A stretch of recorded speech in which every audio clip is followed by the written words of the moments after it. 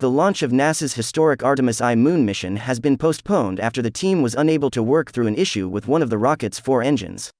"It's too early to say what the options are," said Mike Serafin, Artemis mission manager at a NASA press conference. "We really need time to look at all the information, all the data. We're going to play all 9 innings here. We're not ready to give up yet." Serafin confirmed that Friday is definitely in play, if the team can resolve the issue while the rocket sits on the pad within the next 48 to 72 hours. The next launch window is September 2nd, opening at 12:48 p.m. Eastern Time and closing at 2:48 p.m. Eastern Time. The next window after that is September 5th, opening at 5:12 p.m. Eastern Time and closing at 6:42 p.m. Eastern Time. The next opportunity to send the Space Launch System rocket and Orion spacecraft on their journey is September 2nd, but whether or not another attempt is made that day depends on how testing goes.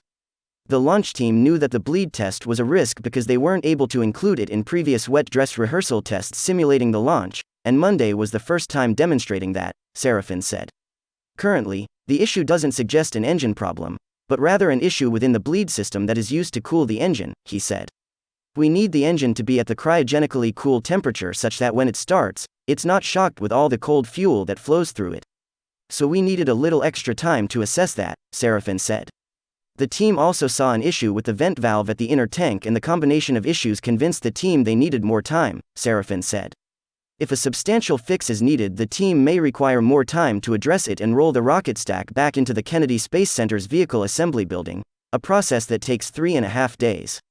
The launch team still needs to troubleshoot the engine issue and will keep the rocket in its current configuration to gather data and assess what needs to be done.